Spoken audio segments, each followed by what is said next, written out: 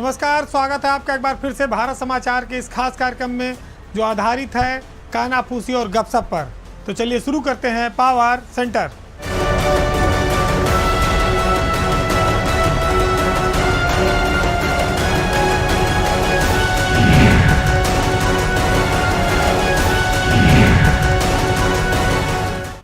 वो नाकाम है, लेकिन सरकार हर बार उन्हें बहुत बड़े बड़े पद देती है। ऐसा क्यों है? जब वो परफॉर्मेंस नहीं दे पाते, उसके बावजूद उन्हें हटाकर वहाँ से दूसरे बड़े विभाग में डाल दिया जाता है। उनकी इतनी उपयोगिता क्या है, इतना महत्व क्यों है, ये अपने आप में ब्यूरोक्रेसी के तमाम सारे लोगों को हैरत में डाले हुए है। बात उत्तर प्रदेश में एक ऐसे नाकाम अफसर की जो जिस विभाग में रहा वहाँ वो विभाग बैठ गया, वो विभाग पीछे चला गया और सरकार को नाराज होकर उन्हें हटाना पड़ा। बात उत्तर प्रदेश के आईएएस अफसर नरेंद्र भूषण की, जिन्हें एक बार सरकार ने फिर से यूपीडा के सीईओ के पद से हटा दिया है। सीईओ का जो पद है यूपीडा का, वो बहुत बड़ा है। पीडब्ल्यूडी के प्रमुख सचिव से भी ज़्यादा बड़ा पद कह सकते हैं आप उसको बजट के मामले में।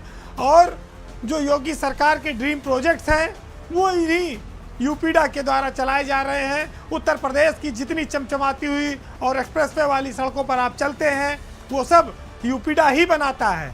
और उसके सीईओ नरेंद्र भूषण 4 महीने में ही हटा दिए गए। नरेंद्र भूषण की गिनती उत्तर प्रदेश के प्रभावशाली अफसरों में होती है, लेकिन उनकी नाकामियों की वजह से जिस विभाग में वो रहे वो बदनाम होता गया। 1992 बैच का यह आईएएस अफसर यूपीडा और उपसा के सीईओ पद से हटा दिया गया। उनकी जगह मनोज कुमार सिंह को नया सीईओ बनाया गया है। मनोज कुमार सिंह आईडीसी भी है उत्तर प्रदेश के।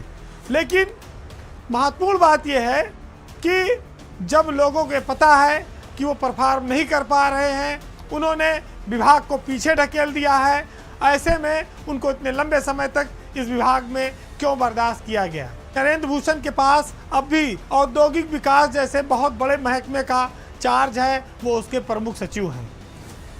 जब उसी विभाग के एक यूपीडा को उन्होंने, जिसके ऊपर कई हजार करोड़ रुपए का कर्ज है और उसके एक एक दिन का जो काम लेट होता है उस पर सरकार को लाखों रुपया ब्याज देना पड़ता है, वहाँ पर तमाम सारे प्रोजेक्ट लेट हो रहे थे, जिसमें मुख्यमंत्री के जिले का गोरखपुर लिंक एक्सप्रेसवे का जो प्रोजेक्ट है वो पूरी तरह से लेट हो चुका है, ठप है। और नरेंद्र भूषण अपने 4 महीने के कार्यकाल में एक बार भी उस प्रोजेक्ट का निरीक्षण करने नहीं जा पाए। गोरखपुर लिंक एक्सप्रेसवे जो है ये 2018 में बनना शुरू हुआ था और 4 सालों में यानी 2022 में इसको पूरा हो जाना था, लेकिन अभी भी ये आधा अधूरा है। लेकिन हैरत की बात यह है कि पहले वो ग्रेटर नोएडा में सीईओ रहे, वहाँ से रहकर आए तो उन्हें पीडब्ल्यूडी विभाग का प्रमुख सचिव बनाया गया। पीडब्ल्यूडी विभाग में बहुत बड़े घोटाले हो गए तबादले में, जिसमें कई सारे अफसर फंस गए, कई सारे लोगों की तनख्वाह कट गई, कई लोग निलंबित हो गए। लेकिन नरेंद्र भूषण का कुछ नहीं हुआ, उनको वहाँ से हटाकर औद्योगिक विकास जैसे बड़े महकमे का फिर प्रमुख सचिव बना दिया गया।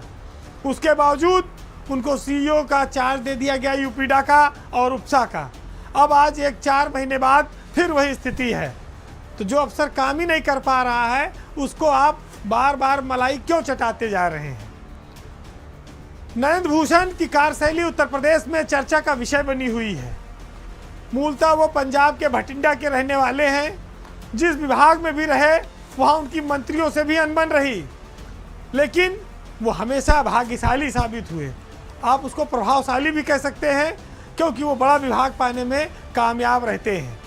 सवाल ये उठता है कि जो नाकाम है उसको बार बार इतनी बड़ी जिम्मेदारी क्यों दी जाती है? आखिर ऐसी कौन सी सेटिंग है, ऐसा कौन सा जुगाड़ है, ऐसी कौन सी मजबूरी है कि नरेंद्र भूषण के बिना सरकार का काम नहीं चलता है? तो इस ब्यूरोक्रेसी के तमाम सारे रंग हैं, तमाम सारे राज हैं जो पर्दे के पीछे होते हैं, शायद खुलकर नहीं आते। जो बहुत बड़े ईमानदार और हरिश्चंद्र बनते हैं, उनका पर्दा जब हटता है तो उनका जीवन के तमाम सारे कई दाग दिखते हैं। हालांकि शायद अभी वो वक्त